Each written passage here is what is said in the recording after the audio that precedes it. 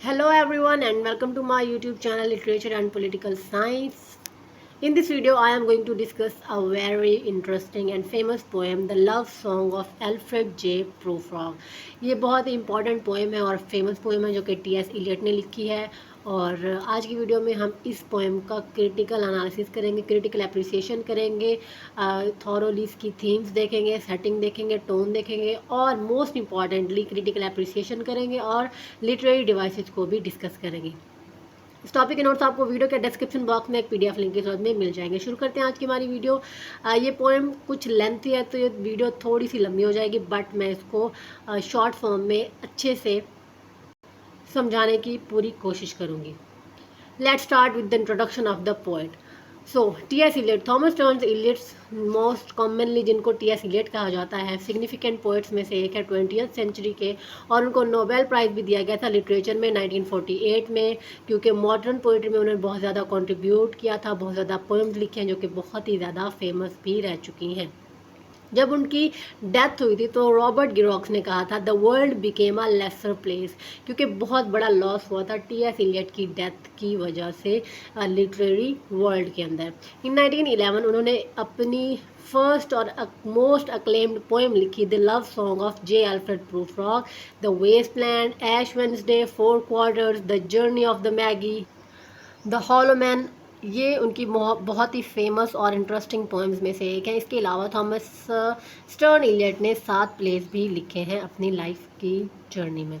So the poem The Love Song of Alfred J. Prufrock T S. Eliot की पहली important publication है और इसको first masterpiece of modernism in English literature भी कहा जाता है।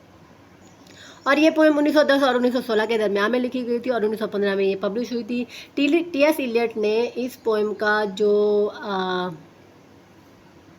इंक्लूजन है वो किया था अपनी लैंडमार्क 1917 के कलेक्शन में, प्रूफ्रॉक एंड अदर ऑब्जर्वेशंस के अंदर। पूरी इस पोएम में इलियट जो है वो एक रिप्रेजेंट करते हैं एक मिडल एज्ड मैन को, एक अधेड़ उम्र का आदमी है जिसका नाम है एल्फ्रेड जे. प्रूफ्रॉक, और उसकी जो जर्नी है, उसकी जो एक मायूसी और एक पैसिविटी है, उसको रिप्रेजेंट किया है। टी.एस. इलियट ओरिजिनली जो इस पोएम को टाइटल दिया गया था वो था प्रूफ्रॉक अमंग द वीमेन। उसके बाद टी.एस. इलियट ने ये टाइटल चेंज कर दिया था और इसका नाम रखा था the Love Song of Alfred J. Prufrock publish होने से पहले। 1915 में इसको फिर पब्लिश किया गया था एजरा पाउंड की पोइट्री मैगजीन के अंदर। और ये इमोशनल फ्रस्ट्रेशन, डिस्पेयर और हॉलोनेस ऑफ ह्यूमन बींग्स के साथ डील करती है उस पीरियड के अंदर, उस हिस्ट्री के पीरियड के अंदर जिसके अंदर इंसान को अपनी जो एग्जिस्टेंस थी उसका मतलब ही पता नहीं था। ये जो पोएम है ये ड्रामेटिक मोनोलॉग में लिखी गई थी और जो प्रूफ्रॉक है वो, उसका जो नाम है वो फर्नीचर डीलर से लिया गया है सेंट लुइस के अंदर। और ये जो टाइटल है ये इंडिकेट करता है रोमांटिक लव सिचुएशन को आयरॉनिकली। ये तो जब हम पोएम का क्रिटिकल एनालिसिस करेंगे तब हमें कुछ ज़्यादा इस पोएम की समझ आएगी कि ये पोएम एक्चुअली में है किससे related. So before critical appreciation, let's see the themes of this poem. Society, time, generational gap, social anxiety, lack of spirituality, loneliness, love, isolation, mental instability, criticism of the modern age, frustration and indecision are the major themes of this poem. Setting, जो setting है इस poem की वो है big dirty modern city। इसमें जो poet हैं वो किसी particular name या फिर particular city का नाम जो है वो mention नहीं करते, but ये उन cities की representative नज़र आती है जो कि modern western civilization के अंदर मौजूद हैं। Form and structure of this poem, ये जो पोएम है ये अप्रॉक्सीमेटली 132 लाइंस के ऊपर कंसिस्ट करती है और इस पोएम के अंदर 6 लाइंस का एपिग्राफ जो कि डेंटे डिवाइन कॉमेडी से लिया गया है वो भी शामिल है। और ये फ्री वर्स के अंदर लिखी गई है और इसकी जो कुछ लाइंस हैं, मीन्स के जो मोस्ट ऑफ द लाइंस है इस पोएम की वो राइम स्कीम या मेट्रिकल पैटर्न को फॉलो नहीं करती। जो पोएम है, जो टोन है इस पोएम की वो इंट्रोस्पेक्टिव है, अनसर्टेन है और ये जो पोएम है ये 131 या 132 लाइंस के ऊपर कंसिस्ट करती है। So I cannot explain all the 131 or 132 lines, but I can critically analyze this poem and उससे आपको एक thoroughly बहुत ही अच्छी अंडरस्टैंडिंग जो है वो मिल जाएगी इस पोएम की। Let us go then, you and I When the evening is spread out against the sky like a patient that rides upon a table, let us go through certain half deserted streets. अब इस poem के अंदर जो Elliot हैं वो एक show करते हैं एक बदतमीज़ और एमलेस मॉडर्न लाइफ को, एक सॉर्डिड और एमलेस जो मॉडर्न लाइफ होती है उसके अंदर खोखलापन होता है, ना किसी लाइफ का कोई मकसद ना ही कोई एम मिलता है।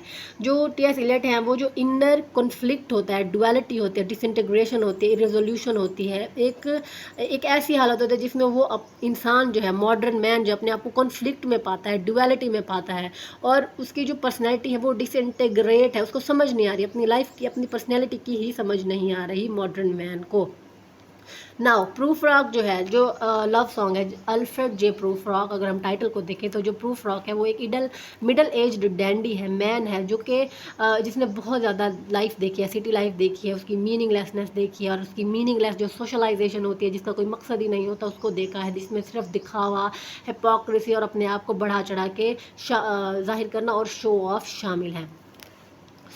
इसमें क्या है, जो प्रूफ्रॉक है वो एक लेडी के साथ जो है लव का कन्फेशन करना चाहता है, बट उसके अंदर इतनी करेज ही नहीं है, इतना मेंटल करेज ही नहीं है उसके अंदर कि वो जाके उसको प्रपोज कर सके या बता सके। वो बहुत ज़्यादा इंडिसिसिव है, वो अब पैसिव भी है, वो रास्ते में जा रहा है उस पार्टी में जहाँ पे उसको बुलाया गया और वहाँ पे वो लेडी भी मौजूद है और उसको वहाँ पे जाके अपने जो कन्फेशन है वो करना है, बट वो नहीं कर पा रहा है, बहुत ज़्यादा इंडिसिसिव है, वो डिसीजन ही नहीं ले पा रहा है और पहल ही नहीं कर पा रहा है। और ये जो पोएम है ये स्टार्ट होती है डेंटे डिवाइन कॉमेडी के इन्फर्नो से, जो कि स्पिरिट ऑफ गुइडो डा मॉन्टिफेल्ट्रो की तरफ से जो है स्पीक किया गया है। So now here is the epigraph. If I thought that my reply would be to one who would ever return to the world, this flame would stay without further movement. But since none has ever returned alive from this depth, if what I hear is true, I answer you without fear of infamy. So इस inferno के अंदर जो only reason है कि जो spirit है वो Dante से बात करती है वो ये है कि जो डेंटे है उसको ये यकीन है कि उसको कोई भी नहीं देख रहा इस रियल वर्ल्ड के अंदर, और इसी वेन में इसी कैटेगरी के अंदर जो प्रूफ्रॉक है उसने भी जो अपने इंटीरियर थॉट्स हैं उनको प्रेजेंट किया है और उसको भी यकीन है कि उसकी जो इनर थॉट्स हैं उनको कोई भी नहीं जानता सिवाय उसके, तो इसलिए वो अपने आप से ही मुखातिब है, अपने आप से ही बातें कर रहा है। जो फर्स्ट 4 स्टैंजा है इस पोएम के अंदर वो सेटिंग प्रोवाइड करते हैं प्रूफ्रॉक की, कि प्रूफ्रॉक एक पार्टी की तरफ जा रहा है, और जो फर्स्ट स्टैंजा है वो डिस्क्रिप्शन को बताता है सिटी की, उस गली की जहाँ से वो गुजर रहा है, और ये बता रहा है कि शाम का वक्त है और जो पार्टी है और उसके इर्द गिर्द का जो माहौल है वो डार्कनेस, डेथ और डिप्रेशन की जो इमेजरी है उसको रिप्रेजेंट कर रहा है। अब जो शाम है, जो इवनिंग है, उसको क्या रिप्रेजेंट किया है, उसको एक पेशेंट की तरह जो है इक्वेट किया गया, एक पेशेंट की तरह बताया गया कि जो शाम है वो टेबल के ऊपर नंब पड़ी हुई है, अनकॉन्शियस पड़ी हुई है। जैसे एक पेशेंट जो है वो एक टेबल के ऊपर अनकॉन्शियस पड़ा हुआ था, इसी तरह जो शाम है वो भी अनकॉन्शियस ही है। जैसे एक पेशेंट जो है वो टेबल पर पड़ा हुआ होता है, उसको बेहोश किया जाता है और उसको ऑपरेशन थिएटर में ऑपरेशन के लिए लाया जाता है और वो अपने ऑपरेशन का इंतज़ार कर रहा होता है। इसी तरह ये जो स्ट्रीट है ये भी हाफ डिजर्टेड है, और जो स्ट्रीट्स हैं उनमें रेड लाइट है, डिस्ट्रिक्ट जिसमें रेस्टलेस नाइट से भरी पड़ी है ये जो स्ट्रीट्स हैं, और इसमें 1 नाइट चीप होटल्स भी हैं और सॉडस्ट रेस्टोरेंट्स भी हैं जिसमें ऑयस्टर शेल्स जो हैं वो मौजूद हैं। एज प्रूफ्रॉक जो है वो अपना सफ़र जो है वो शुरू करता है, CD part of the town से चलना शुरू करता है। वो एक ओवरवेलमिंग क्वेश्चन करता है, वो क्वेश्चन है to lead you to an overwhelming question, oh do not ask what is it, probably something like के लाइफ का क्या मीनिंग है, what is the meaning of life. लेकिन वो इस क्वेश्चन के ऊपर कंसीडर करने से, पॉन्डरिंग ओवर करने से की बजाय वो इसको जाने देता है और इसका जवाब ही नहीं मांगता, और वो अपना सफ़र जो है वो जारी रखता और कहता है goes off to make our visit to the party, अपना पार्टी की तरफ सफ़र जो है वो जारी रखता है। वेयर, जहाँ, in the room the women come and go talking of Michael Angelo. अब यहाँ पे वो बात कर रहा है कि उस रूम की तरफ चलते हैं जहाँ पे जो औरतें हैं वो आती जाती रहती हैं और माइकल एंजेलो जो कि एक आर्टिस्ट है उसके बारे में बात करते हैं। शैलो पार्टी कॉन्वर्सेशन, शैलो यानी कि वो जो खोखली होती हैं जिनके अंदर कोई डेप्थ नहीं होती, और सीमिंगली अबाउट हाई कल्चर के बारे में, और अल्टीमेटली मीनिंगलेसनेस के बारे में जो है वो बातें होती हैं। उस पार्टी की तरफ चलते हैं।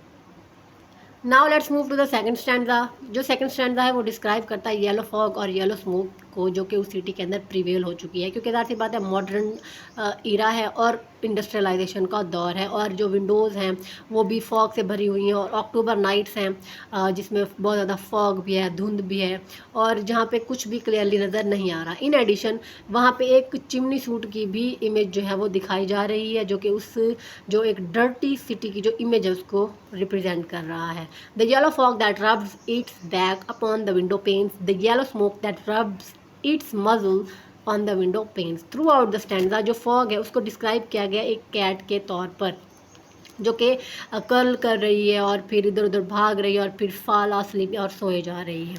In the third stanza and fourth stanza, इससे पहले कि प्रूफ फ्रॉग जो है वो उस पार्टी के अंदर जाए और उस घर के अंदर जाए और जो है अपना जो है कन्फेशन करे, वो उसको ये लगता है कि बहुत ज़्यादा टाइम है उसके पास, वो कुछ भी कर सकता है। उसके पास टाइम है कि वो लाइट हार्टेड सोशल गैदरिंग्स करे, और फिर सेल्फ रिफ्लेक्शन का भी टाइम है उसके पास इतना टाइम है कि वो कोई चाय वगैरह पी ले, उसके पास इतना टाइम है कि कोई मर्डर वगैरह भी कर सकता है। मीन्स के वो बहुत ज़्यादा प्रोक्रेस्टिनेट कर रहा है, उस काम को करने से बहुत ज़्यादा हिचकिचा रहा है, पीछे हट रहा है, वो डिसाइड नहीं कर पा रहा है, उसके अंदर इतनी स्ट्रेंथ ही नहीं है, उसके अंदर इतना पावर ही नहीं है कि वो डिसीजन ले सके।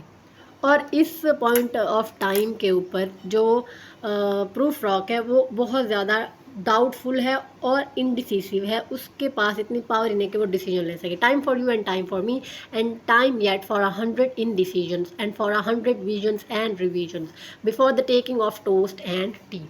येट जो पार्टी है वो अभी भी इंतज़ार कर रही है, उसका जो विमेंस है वो भी वहाँ पे मौजूद है, माइकल एंजेलो के बारे में बातें कर रही हैं। तो वो अब जो है प्रोसीड करता है अपस्टेयर्स, सीढ़ियों पर चढ़ता है, और इस पूरे सफ़र के दौरान जो प्रूफ रॉक है वो अपने आप से लड़ रहा है, डिबेट कर रहा है कि आया कि उसको जाना चाहिए या नहीं जाना चाहिए, आया कि उसको ये शैलो गेम, खोखली गेम जो है वो, सोशल गेम जो है वो खेलनी चाहिए या नहीं खेलनी चाहिए, या फिर उसको वापस चले जाना चाहिए, या फिर उसके अंदर इतनी करेज है कि वो पार्टी में जाए, डेयर डिस्टर्ब द यूनिवर्स, और उस पार्टी को, उस यूनिवर्स को डिस्टर्ब कर सके by being his real self and expressing his true thoughts. अपनी ट्रू थाट्स को रिप्रेजेंट करके, अपने रियल सेल्फ को रिप्रेजेंट करके, क्या उसके अंदर इतनी हिम्मत है कि वो अपने आप को रिवील कर सके। बट वो बहुत ज़्यादा अफ्रेड है, बहुत ज़्यादा डरा हुआ है उन लोगों से कि लोग जो है उसके जो थिन हेयर हैं, जो उसके पतले बाल हैं, उसका जो इतना जो ओल्डर है, वो ओल्ड है ना, ज़ाहिर सी बात है बूढ़ा है, वो अधेड़ उम्र का है और इतना वीक भी है, फ्रेगाइल भी है, तो उसके ऊपर वो कमेंट करेंगे। तो इस चीज़ से भी वो डर रहा है। और जो लोग हैं उसके बाल्ड स्पॉट जो है in the middle of his head,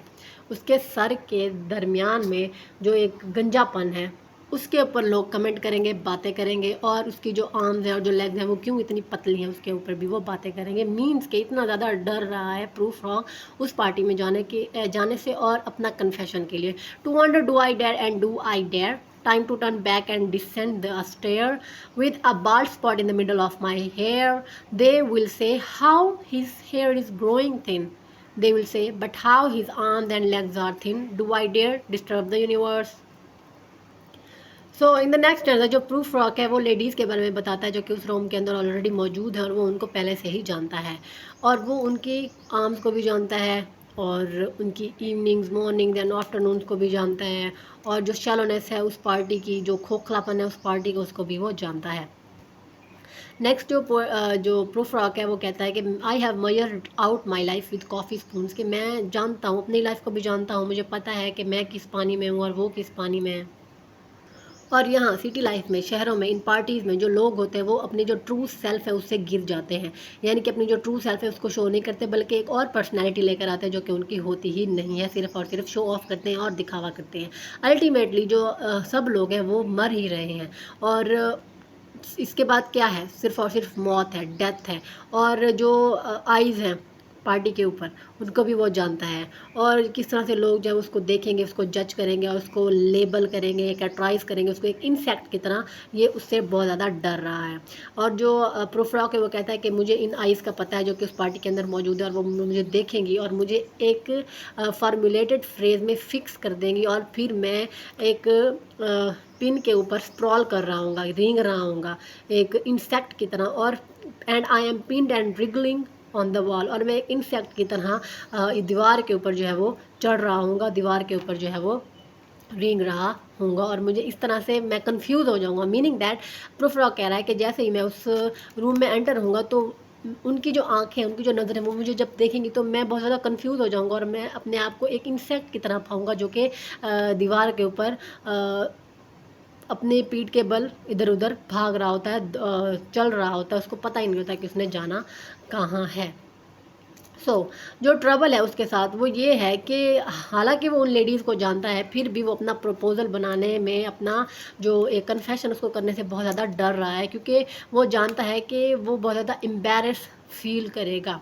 और उसकी जो प्रॉब्लम है वो ये है कि वो किस तरह से बिगिन करे, किस तरह से शुरुआत करे। Then how should I begin and how should I presume, कि मैं कैसे शुरुआत करूँ, किस तरह से मैं कन्फेशन करूँ, किस तरह से मैं किस करेज के साथ मैं उस पार्टी के अंदर जो है वो दाखिल हूँ।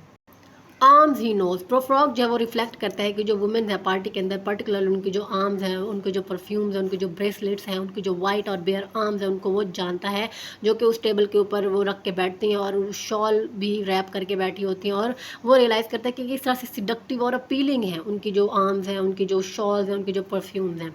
And I have known the arms already, known them all arms that are braceleted and white and bare. Is it perfume from a dress that makes me so digress, and arms that lie along a table or wrap about a shawl, and should I then presume and how should I begin। अब वो बहुत ज़्यादा जो है वो confusion का शिकार है कि मैं जाऊँ तो जाऊँ कैसे, मैं किस तरह से शुरुआत करूँ। When considered a light of his journey, जब हम उसकी जर्नी की लाइट को कंसिडर करते हैं, पार्टी की तरफ जैसे वो जा रहा है, तो ये कंटेम्पलेट करते हैं रेड लाइट डिस्ट्रिक्ट को जिससे वो गुजर रहा है, और किस तरह से जो लोग हैं वो एक्सेप्टेंस और मीनिंग को जो है ढूंढते हैं सेक्सुअल इनकाउंटर के थ्रू। मतलब कि उनको लाइफ में और कोई काम नहीं तो फिर उनको एक ही चीज़ नज़र आती है, सेक्सुअल इनकाउंटर्स, जो कि वो फिर उसको ज़्यादा इंपॉर्टेंस देते हैं उस टाइम की मॉडर्न लाइफ में। बट रियलिटी ये है कि इस तरह की जो लाइफ है वो डस्क की तरह है, जिसमें सिर्फ और सिर्फ स्मोक भरी हुई है, धुआं भरा हुआ है, और इससे कोई भी चीज़ क्लियरली जो है नज़र नहीं आती। हर इंसान ने सिर्फ और सिर्फ मास्क पहना हुआ होता है और किसी की रियलिटी जो है वो क्लियरली नज़र नहीं आती।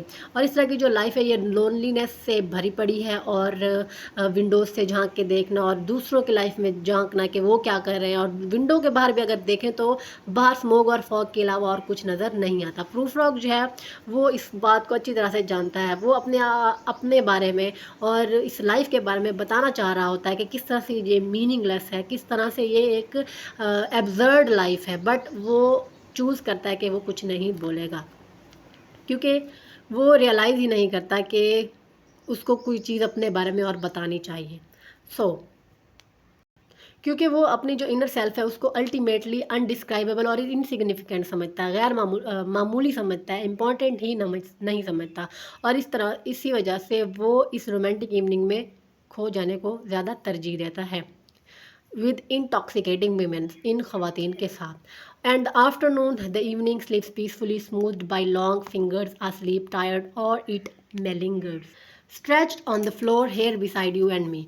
नेक्स्ट स्टैंडर्ड के अंदर जो प्रोफ्रॉक है वो रात के बारे में बात करता है जो कि पीसफुल है, और क्वेश्चन करता है कि या ये वाकई पीसफुल है, या फिर वो सिर्फ और सिर्फ थक चुका है, या फिर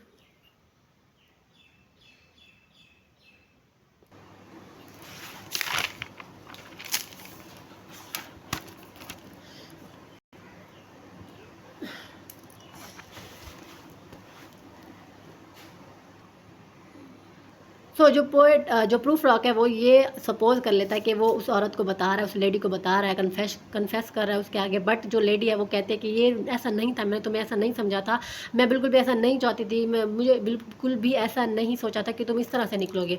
तो इस तरह से जो प्रूफ रॉक है वो बहुत ज़्यादा नर्वस है, और वो सोचता है कि अगर कोई मैजिक मशीन होती जो कि उसकी इनर फीलिंग्स के ऊपर लाइट डालती और उस लेडी को दिखाती, तो कि वो लेडी जो है उसको रिजेक्ट ना करती, या फिर जो उस लेडी को दिखा देती उसकी जो इनर फीलिंग्स हैं, ताकि जो लेडी है उसको वो फिर फैसला करती है कि आया कि इसको रिजेक्ट करना है या फिर एक्सेप्ट करना है।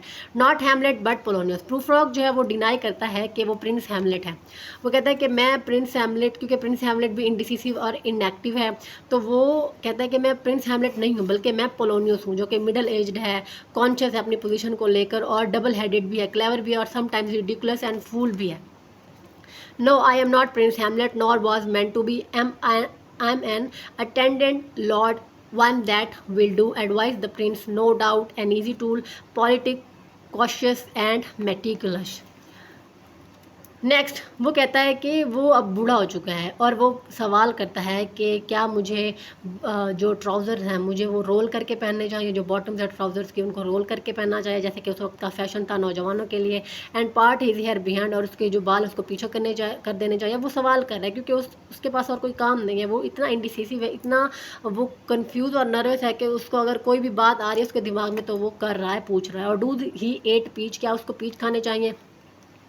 ही is unable to face the world, वो इस काबिल नहीं है कि वो दुनिया को फेस करे और वो रोमांटिक वर्ल्ड में एस्केप चाहता है अपनी। I grow old, I grow old, I shall wear the bottoms of my trousers rolled, shall I part my hair behind, do I dare to eat a peach. अब ये वही जो question हैं, जो रिटोरिक क्वेश्चन हैं, वो यहाँ पे पूछे जा रहे हैं प्रूफ रॉक की तरफ से। फिर वो कहता है कि उसे वाइट फ्लैनल ट्राउजर्स पहनने चाहिए और बीच के ऊपर जो है चलना चाहिए और मरमेड सिंगिंग को सुनना चाहिए कि जो मरमेड्स हैं वो एक दूसरे के साथ जो सिंगिंग कर रही होती है उसको सुनना चाहिए। और वो ड्रीमिंग कर रहा है मरमेड के बारे में कि जो मरमेड हैं सी वेव्स के अंदर होंगी और वो इस उससे अवेकेंड है, जो ह्यूमन वॉइसेस होती हैं अराउंड, जो उसके पास आसपास ह्यूमन वॉइसेस हैं, लोग हैं, उससे भी वो वाकिफ़ है और जो रियलिटीज़ है लाइफ की वो उसको नहीं छोड़ रही हैं और वो उनको फेस नहीं करना चाहता। जो प्रूफ रॉक है, I have heard the mermaid singing each to each, I don't think that they will sing to me. अब ये जो प्रूफ रॉक है ये इतना बेचारा डिस्पेयर है कि इसको ये सोचता है कि जो मरमेड्स हैं वो भी उसके लिए नहीं गाएंगे कि वो इतना स्पेशल ही नहीं है कि मरमेड्स भी उसके लिए सिंगिंग कर सकें। अब जो पोएम है वह यहाँ पे एंड हो जाती है और कोई प्रोग्रेस नहीं है प्रूफ रॉक के लव अफेयर में। ना तो वो जाके कोई कन्फेशन करता है, ना वो जाके कोई प्रपोजल करता है, ना वो जाके अपनी फीलिंग्स उस लेडी को बताता है। बस नर्वसनेस का एक रस्सा है जो कि चल रहा है इस पूरी पोएम के अंदर। टेंशन है, नर्वसनेस है, कॉन्फ्लिक्ट्स है, उसके इनर कॉन्फ्लिक्ट है जो कि एक मॉडर्न मैन को रिप्रेजेंट करते हैं, जो एक मॉडर्न मैन की जो एक मीनिंगलेसनेस है, मॉडर्न मैन की जो एक बैरनेस है अर्बन सिविलाइजेशन के अंदर, उसको रिप्रेजेंट करती है ये पोएम।